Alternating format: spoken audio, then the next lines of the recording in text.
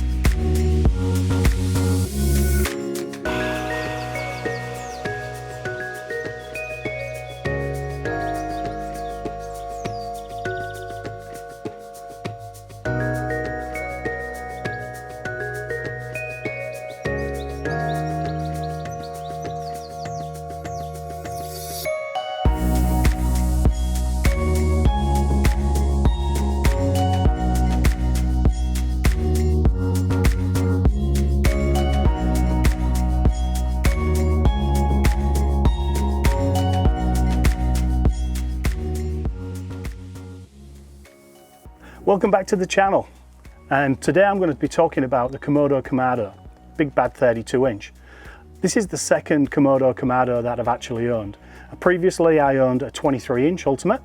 I had that for maybe 3 or 4 years, and recently, probably about a year ago, I actually bought this Komodo Kamado Big Bad 32. But because we've been moving house, it's taken a long time for me to be able to actually get it out and unwrap it, and to be honest, I actually finally unwrapped it yesterday. So I'm so excited to be able to use this over the coming months, with it being a brand new barbecue to me.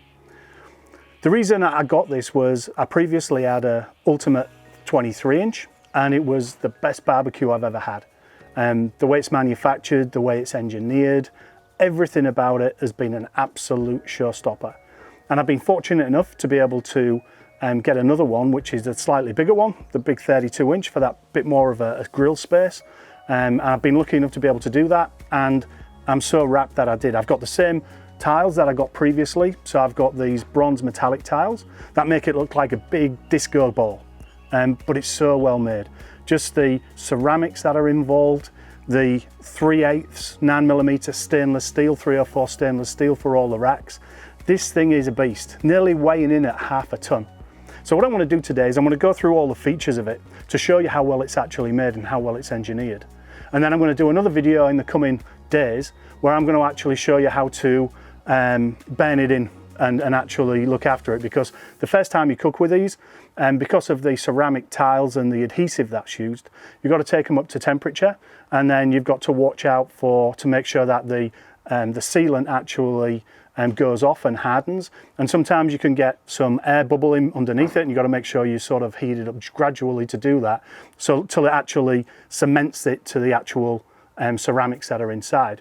So today I'll do the review of the video and go through everything about the Komodo Kamado 32, and hopefully if you enjoy it, please give it a big thumbs up on the video, and also please subscribe to the channel. And if you click the bell in this bottom corner, that'll actually give you notifications, so every time I post a new video they'll go up there and you'll be able to see them when they come through. So I hope you enjoy the video, and let's get on with it. So let's start with some stats for the 32 Big Bad. This upper grill area is around 418 square inches, that's around 2,700 centimeters squared, and the main grill area underneath here is 576 square centimeters, or 3,700 centimeters squared. Overall, there's about 128 pounds, which would be 55 kilos of stainless steel inside. So this is all 3/8 or 9mm stainless steel 304. So that's really good for the conditions, and you don't see any barbecues made with that at all. Also, in terms of weight, the lid itself, so this basic lid inside, that weighs around about 88 kilos, 194 pounds, and the base is 232 kilos. So fully loaded up, you're talking about, for the whole thing, with all of the insides and the barbecue and the lid, you're talking somewhere in the region of 417 kilos or 918 pounds. So you're actually starting to push yourself nearly up to half a ton, which is incredible for a barbecue. And it's really deep inside. One of the benefits is how deep this goes in. So it's more like a tandoor oven than it is a normal barbecue. A lot of the Kamados you get are still quite shallow and don't have any real depth, so your meat is really close to the heat source. With this, it's a long way down, and you can choose 3 or 4 different cooking levels. So what I'm going to do next is I'm going to take you through and actually show you the different cooking levels. So I'm going to show this unloaded and show you the fire pit, and then I'm going to show you it's slowly starting to fill up with the second level, the heat deflectors, the main level, and then the top level. So I'll go through all the different configurations for setting this up. So let's go through the different layers. At the bottom of here is a charcoal basket. This is a huge charcoal basket. Easy to take in and out, but you can see it's a massive size, and that holds a lot of charcoal. I think this can go for about, at 235 for around about 85 hours if it's actually full of charcoal. So that's the first part of it. Really well made charcoal basket. All of the ash then drops into the bottom of the ceramics, and then what I use to clean mine out is I use a shop vac. So once it's all cooled down, I shake all the ash off any charcoal that's left, and then I just use a shop vac to vacuum up all the ash. Very, very simple and easy to clean out. But obviously you might be doing cooks where you don't want to actually use all of that charcoal. So what you can do is you can partition the charcoal basket and have different settings. So you can have like a 25% charcoal basket showing, 50% or 75%, depending on how much charcoal you want. That also allows you to have a direct side and an indirect side as well by splitting the charcoal basket. So I'll show you the different settings for each of the splits that go in there and show you how you can increase the split so that you're not using all the charcoal. So the first split is to allow you to have something like a 75% amount charcoal being used. So all you do, you've got this partitioning piece, which again is incredibly solid. That's going to go and fit into the bottom of here, like so. And then what you can do is you've got this half moon piece, which then actually fits into here, and that covers this area off. So at this moment, you've got 75% of your charcoal. Then obviously you can change this and keep moving this along to 50% and then to 25% charcoal. So you can have indirect areas, which would be here in this case, and a direct area over there, but then you can change it by moving it along. I'll show you the different settings now. So for the 50% setting, we've moved the divider into the middle, and then all I'm going to do is put this other thick piece of stainless steel into the middle. It's got a small cutout, and so then you can see you've actually then created 50% indirect, 50% direct, and it means you only use half of the charcoal basket. The final setting is to put another piece in where we've moved this across now, so you've only got 25% direct, and the last piece of stainless steel goes in there and covers up that area. So you can see now you've got 75% is indirect cooking and 25% direct cooking. So you can use as much or as little charcoal as you want, and you can end up having direct and indirect zones within the Komodo Kamado, which is excellent. This is much better than what it used to be on the old Ultimate 23. I think this is really nice and really well done. So if you want to fill the charcoal basket full, but then want to actually use indirect cooking for low and slow, and say you wanted to go for 18 hours, you could fill that up. You put this piece in, which is a rest. You just pull in these handles in, and that sits on top of the charcoal basket. Then what you can do is you can add a couple of different partitions, like so. There's one, and there's the other. So these actually are heat deflectors, and they deflect the heat away from the cooking, so you've got an indirect zone. So you're actually covering it over and creating an indirect zone. There we go. I've just moved those around, and you can actually see I put them in the wrong way. So pointy sharp ends go into the corners at the back, and now you've got that indirect zone. So everything is happening underneath, the heat is coming up around the edges, and it means that anything you're cooking on there indirect isn't going to get any direct heat, so nothing's going to burn. So this is the middle zone. So you can see the middle zone, the main cooking level, and then there's a level above there. So this is the lower zone, the middle zone. So in here you can see you've got your charcoals underneath, well and truly lit. It's very easy then to either direct cook on here if you're making steaks and things, and you've got a big area to be able to do that. Also there's a door at the front, so if you're doing low and slow, you could actually drop logs into there, or wood chunks, flavoured woods. So you can use it for doing hot and fast, but equally if you've got the deflectors in, you can have this as a level for low and slow. So this level then could be used, because it's not very high, could be used for things like ribs. So if you wanted to do pork ribs, you could easily put 7 or 8 racks of pork ribs in there, and then put the next level above there, so you're cooking something else low and slow as well. So ideal for hot and fast, or ideal for low and slow. So this is the main cooking level. So a lot of steaks and things would get done at this level, as well as doing a lot of low and slow. You'd easily fit probably 2 full-size packers in here, if not more. Probably fit 4 pork butts underneath here as well, which would go in quite comfortably. So plenty of real estate for low and slow and for hot and fast. Again, you've got the door at the front, so you can put the wood chunks in if you're doing low and slow. So this is a great cooking level, and the main cooking level that you use for most of the time. This final level is the high level. This is really for doing things like low and slow. So if you're doing low and slow, again, you could put 2 briskets on here. You could put 2, maybe 3 pork butts onto here as well. The other thing that this level's really good for is if you want to cook pizzas. So you can get a pizza stone. Dennis at Komodo Kamado makes a pizza stone that actually fits this upper level, and you can put pizzas on here. The great thing with this is for doing pizzas is it's really close to the dome of the Komodo Kamado, and obviously you've got all of that radiant heat coming off the insides of the Komodo Kamado lid, which reflects all of the heat back down onto the topping that you're actually cooking. So you can get the base nice and crisp, and then you can make sure with the radiant heat that it's pushing down and cooking your pizzas as well. So this is ideal. It can do all of these things. So these are all the different levels that you can use the Komodo Kamado. Another fantastic addition to the 32, which didn't exist in my 23, is this half cooking grate that goes on the main level. This means that you can actually do food at different cooking zones, different levels, and you can do indirect on one side, direct on the other. You can do all sorts of things with this, having this addition of having the 2 different levels on there. So this is actually included in the 32, and I think it's a wonderful addition. So I'm really looking forward to being able to use this as well.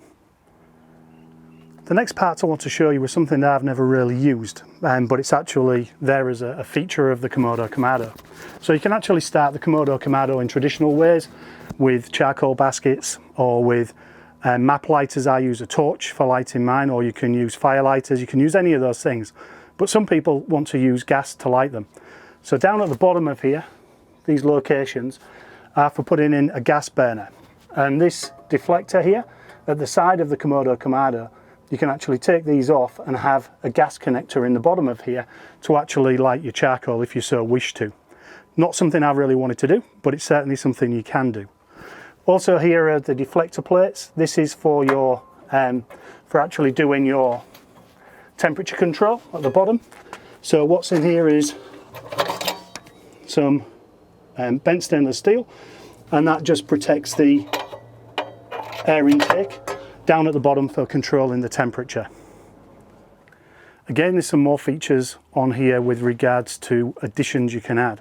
So this is set up to be able to put a rotisserie in. Dennis does a couple of different types of rotisseries, and here is the connection for the rotisserie. It goes across to the other side. So if you want to use a rotisserie and do chickens, you can certainly do that. I've seen videos with small pigs in here as well in the Big Bad 32. So it's very easy to do different types of meat and to be able to use different attachments. I've not actually bought the attachment this time for the rotisserie. I had it on the 23, but I haven't done it this time, but it might be something that I invest in the future. The other great feature of the KK is Dennis has thought of lots of different things. So in here, this is a hole for a temperature probe. On the outside, you've got a rubber bung. It's got a bit of paper in there, but got a rubber bung with a split in. So you can put your temperature probe through there, or a couple of them. And then you've got a silicone bung that goes in on the outside, and then you can come through to your meat. But this is really good. There's actually one on this side and one on the opposite side as well. So you've got two different temperature probes. One could be for the pit, and the other ones can be for the meat that you've actually got in there as well. So these are a really good addition. And here is the temperature probe hole for putting the wires through. So as you can see, it comes out. Small silicone, then just go straight back in again with your actual wires that you want to use. This is the opposite view for the rotisserie. So what you do is on here, a bracket fits, and you can put the rotisserie motor, and then there's a connection that comes through into the rotisserie motor, and this turns, and yeah, you turn your meat using that. So that attachment goes onto this side of the KK. When I talk about how well the KK is engineered, this is one of the examples. So again, this is the lock mechanism, and you can see everything's made in 304 stainless steel. The lid can come down with a finger. Literally, a finger brings it down. Once it's down, you can click on and it will lock in place. But to lock it properly, you click it down again and it locks it totally down. So really important, again, really well made handles out of 304. And this lock clicks up and goes up with no pressure at all. Very simple and well balanced and easy to lift the lid on and off. So it doesn't matter how big you are or who you are, it's easy enough to actually do that. So again, I'll just show you how easy it is. Put it down, locks in place, push it down, and it's fully locked. One of the really important things to do when you're actually using the Komodo Kamado is to burp it. So when you're actually cooking, say, low and slow, and you've got a limited amount of oxygen in there, just got to be careful that you don't want to get a flashback coming from the barbecue. So what I do is just open that, let it breathe for a second before I lift it up. It lets the air go in, and if there's going to be a bit of a flare up, it happens inside there and you're protected. Whereas if you lift the lid completely up straight away, you can get a blowback from the air getting into the chamber and then combusting, and you can get a flashback from there. So always important to make sure you burp your barbecue. Temperature control and the level of smoke is done in two ways. One is through the air intake at the bottom of the KK, and the other is through the chimney at the top. So that dials in how much air you want to go in and how quickly you want it to go out. So down at the bottom of here, there's two adjustments. One of them is a finer adjustment, where you can see there's a small hole, and as you turn this around, you've got a certain temperature. Each time you turn it, it gets smaller, so lesser temperature, lesser temperature, lesser temperature. Letting less oxygen through inhibits the amount of oxygen going through, so it dies the fire down and therefore gives it less temperature. So it gives you a lower temp. You can turn it off by just going in between two of the settings. On this side, there's a lot more airflow. So this, you can see there's markings as you go around, so you can get used to where your favorite settings are. So whether you want to cook at 225, if you want to do hot and fast briskets at 300, or if you wanted to do something like a steak at 600, 700 degrees. So you have the ability to be able to make the big adjustments and set the temperatures, and then dial in using these small adjustments. So this can really dial in your temperature control. Now the best thing for me is to make sure you get near the temperature and get it up there as quickly as you can. But as you get off 20-30 degrees away, is to start to really dial it down, because the KK takes so long to cool down. It's so well made, it takes a long time to cool down. So this is the way to adjust, is using these two. And then what I also do is, if I'm trying to do a fast cook and I want to really get the temperature, you can actually pull this out as well and really crank it up if you're trying to do a steak or when you're just starting to light it. So this is the easy way to control your actual temperature and getting it to the right temp that you want. This door is on the left hand side, and this one is the one that is actually used for the gas if you want to put the gas burner into there. So I've never used it before, but it's pretty simple to do, and you can buy them if you want to. Some people like to do it, but I like to manually start the fire within the basket. On the right hand side is a port to be able to use a temperature controller. So something with a blower system and a temperature controller. So this would be used for something like a barbecue guru, or even a smart fire can actually go into there. This just pops out, you can see, and then you just put the fan into there, and the fan then controls the amount of oxygen getting into the fire, so it controls the temperature. You'd close the normal temperature controls down at the front, so there's no air getting through, and all of your air will come through here, and the fan and the controller will work out how much air to go in to hit the temperature that you want. This is a brilliant way to really dial in on 225, 275, 300 and make sure that you're going to hit it every single time. So I do use them from time to time, but it's very stable anyway, so it's easy to control it from the front. But this is a great addition and really well made. The Komodo Kamado uses a tell-true thermometer which goes through into the dome. The tell-true is one of the most famous manufacturers of dial temperature controllers and is very accurate. Obviously, if you don't want to rely on that and want to use something else, then you can easily use a different type of digital temperature gauge, and then that just goes through one of the probe slots in the side that I showed you earlier. But this is a really good way to see what the temperature is, and it's pretty accurate. The next part of temperature control and of smoke flow is the lid, the chimney. And this is very well made. It winds down on a screw and you can close it right down. So when you finish cooking, you turn the air off at the bottom and close all the vents and then clamp this down, and then the temperature disappears and goes away. But it does still take a long time to cool down because it's so well insulated.